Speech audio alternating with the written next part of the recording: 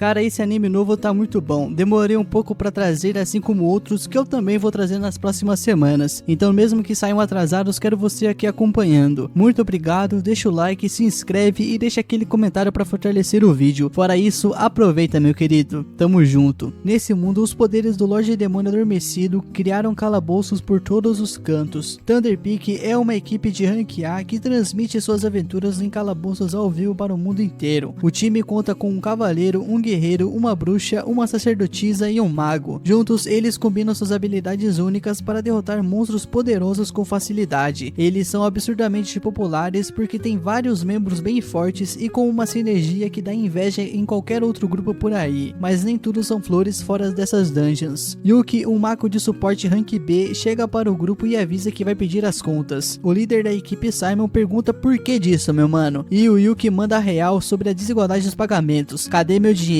Lança o Pix. Nisso o pessoal diz que ele tá reclamando de boca cheia, porque o salário é mais que justo porque ele faz. Afinal, segundo eles, Yuki nem entra na porradaria franca e só fica lá atrás torrando itens e percaminhos. Yuki pede a paciência e dá um sermão, perguntando se eles não reconhecem o valor do trabalho dele, já que ele tá sempre dando suporte pra todo mundo. Nisso os caras dão risada da cara dele, chamam o maluco de inútil e diz que ele devia era agradecer por deixarem um fracassado rank B como ele no time. Eles ainda soltam que vão se virar numa boa sem a ajuda dele, e isso foi a gota da água. O nosso prota termina sua bebida, olha nos olhos desses safados e diz que tá fora da equipe pra sempre, e não adianta mandar mensagem no zap depois, eles que se fodam. E pra fechar com chave de ouro, ele manda os caras enfiarem o título de rank A onde não bate sol. No dia seguinte, o Yuki vai até a guilda de aventureiros para se registrar como desempregado. Depois de preencher os formulários e entregar para a recepcionista, do nada uma ruiva aparece e pula nele com um abraço apertado, o chamando de mestre. Nisso ele reconhece a mina como a Marina, uma maga de espada que ele havia ajudado antes dela passar no teste de aventureira. Marina agradece pela ajuda no passado e ele pergunta como estão as coisas. Ela diz que tá tudo indo bem e que quando descobriu que ele tá disponível no mercado, ela ficou animadíssima. Nisso a mina toda empolgada convida o Yuki para se juntar no grupo dela. Nisso ele aceita conhecer os outros membros da equipe, que por coincidência também eram alunos dele. Entre a equipe estavam a elfa arqueira Silk e a sacerdotisa Rain, que ficaram felizes ao saber que Yuki está interessado em entrar ao clube delas, mas perguntam se ele tá tranquilo em se juntar com um grupo de rank D, que só tá começando na carreira. Nisso o nosso prota diz que tá suave, porque essa vida frenética de grupo de rank alto já não é mais pra ele. O cara tá cansado, só quer mamão e mel daqui em diante. Então ele explica que para missões e dungeons difíceis, ele sempre gastava uma grana em itens e consumíveis, e no final ele quase nem lucrava. Já com missões de rank D, ele vai conseguir economizar uma boa grana. Com isso, o Yuki entra oficialmente no grupo delas e descobre que as meninas estavam planejando completar uma missão de mineração de minério mágico naquele dia. Nisso eles partem para um calabouço e o Yuki começa a sentir aquela nostalgia ao lembrar de como a sua jornada começou. Ele comenta que esse minério mágico que elas estão procurando pode ser encontrado facilmente no 6º andar da dungeon, mas as garotas admitem que têm medo de enfrentar o chefe do 5º andar, então elas preferem evitar. Então o Yuki sugere procurar o minério no 4º andar primeiro e eles entram na dungeon. Marina trouxe um cajado do avô dela para procurar armadilhas, mas o negócio tá atrapalhando o ritmo. O Yuki então resolve assumir a liderança e mostra uma lanterna mágica que detecta armadilhas de nível baixo com facilidade. Graças a isso, eles exploram o calabouço bem mais rápido. Nisso, o nosso prota começa a lembrar que essa foi a primeira dungeon que ele visitou com seu antigo grupo Thunder Peak. Já fazem 5 anos e nessa época o guerreiro deles quase morreu por causa de uma armadilha. De repente, o Yuki sente a presença de monstros e avisa as garotas para se prepararem. Ele chega a uma sala onde macacos lobos estão esperando. A Silk não perde tempo e abate um com uma flecha certeira, enquanto Marina avança para enfrentar os outros dois. O Yuki lança sua magia de encantamento físico nela para turbinar as suas habilidades e prende os monstros no lugar. A Marina corta 2 com facilidade e fica chocada o quão simples foi com a ajuda da magia de Yuki. Ele explica que lançou 3 feitiços de encantamento ao mesmo tempo nela, e todo mundo fica impressionado porque fazer isso exige muita habilidade. Logo, eles chegam à entrada do 2º andar e param para checar o equipamento e descansar um pouco. Eles descem as escadas quando do nada um grupo de zumbis mineradores aparecem para atacar, e agora é a vez da Ray fazer uma para Deus lembrar. Silk e Marina seguram a barra enfrentando os zumbis para dar tempo de Rain terminar a sua invocação, enquanto Yuki lança um feitiço de proteção em todos, impedindo que os zumbis cheguem perto. Com isso, a Rain consegue finalizar o seu feitiço e acaba com todos os zumbis usando a sua magia sagrada. O grupo começa a elogiar ela e Yuki comenta que usar magia sagrada nesse nível gasta um caminhão de mana. Ele então usa sua habilidade chamada Refresh de Mana para recarregar a mana de Rain, que fica chocada ao saber que ele consegue fazer até isso.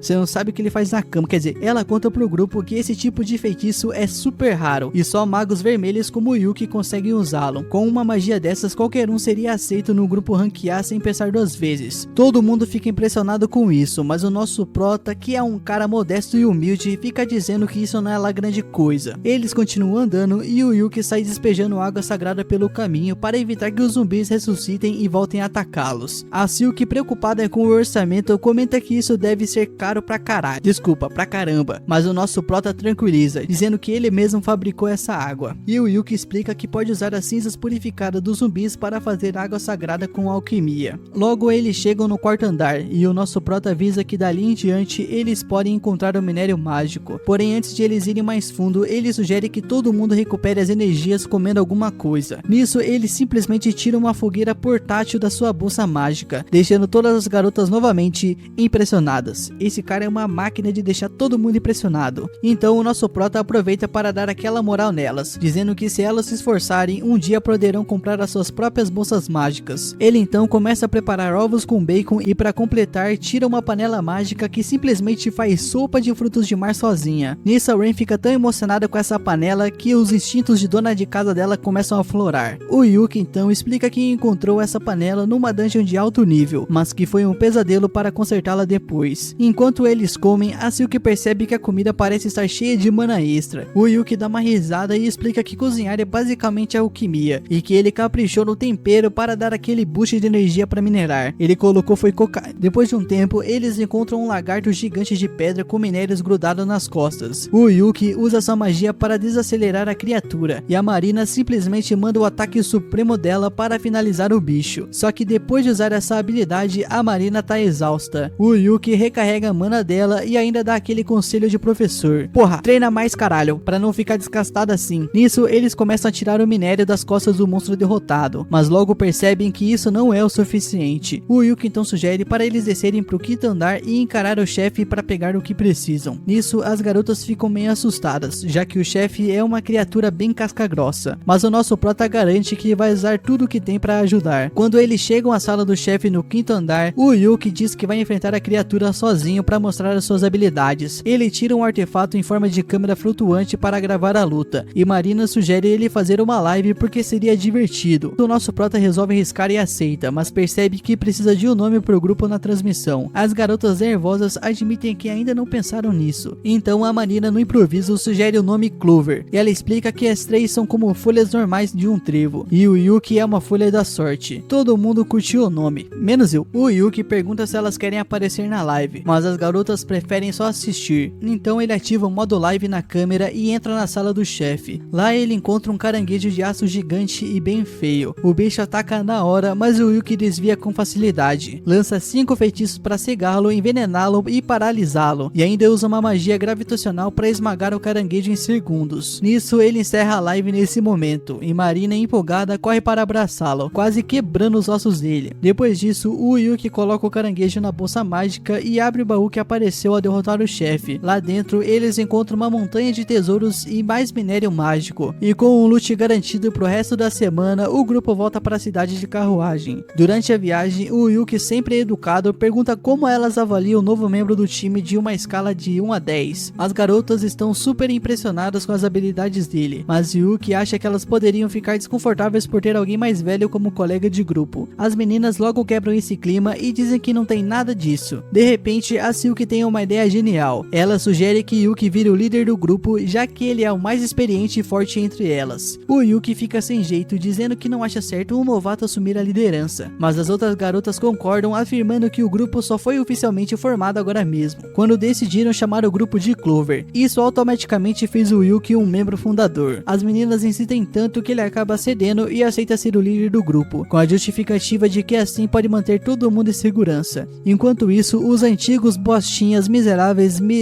vagabundos do grupo do Yuki, a Thunderpeak, tá passando por um perrengue no calabouço. Eles colocaram um arqueiro para ocupar o lugar do Yuki, mas o coitado não consegue dar o suporte que o nosso prota dava. A equipe tá lutando contra uma matilha de lobos monstruosos, e no meio da confusão o arqueiro novo ainda joga na cara deles. Por que diabos vocês vieram para um calabouço tão difícil se são tão fracos? A coisa piora quando a feiticeira do grupo é mordida por um lobo. O líder consegue salvá-la, mas a sacerdotisa tá sem mana para curar a magia. Sem poções de cura humana, algo que sempre foi de responsabilidade de Yuki, eles decidem bater em retirada. O novo arqueiro até tem uma poção, mas não entrega de graça e ainda solta. Achei que as equipes de ranquear fossem mais organizadas. Enquanto isso, o Yuki e o Clover estão comemorando a primeira missão bem sucedida. Entre brindes e risadas, o Yuki comenta que o pagamento da missão nem foi lá essas coisas, mas que ele conseguiu uma boa grana vendendo o corpo do caranguejo de aço. Ele pergunta às meninas como dividem o dinheiro, e Silk explica que eles colocam tudo no fundo do grupo e usam um sistema de mesada para comprar o necessário. Elas ainda contam que estão economizando para comprar uma casa um dia e Yuki curte a ideia. Nessa mesma taverna, o antigo grupo do Yuki tá reclamando do fracasso do dia. Eles jogam toda a culpa no novo arqueiro, dizendo que ele deveria ter se preparado melhor. O arqueiro pede a paciência e manda na lata. Achei que a famosa equipe de vocês fosse mais profissional, mas a verdade é vocês são uns merdas. Não conseguem nem limpar a própria bagunça. Ele se levanta, declara que tá fora do grupo e ainda sai batendo o pé, bem na hora que o Yuki dá uma olhada nessa cena. Ele decide ignorar e diz para as meninas que depois de cada missão, elas vão tirar 2 dias de descanso para recarregar as energias. Ele promete aproveitar o tempo para estocar itens úteis e já planeja a próxima missão pro 3º dia. De repente, a taverna começa a exibir a gravação da luta do Yuki contra o caranguejo de aço, que viralizou em poucas horas. Nisso, todo mundo na taverna tá vidrado no vídeo, impressionados com o fato de que ele conseguiu derrotar o chefe apenas com feitiços de debuff. E assim, o Yuki e o Clover começam a chamar a atenção da galera.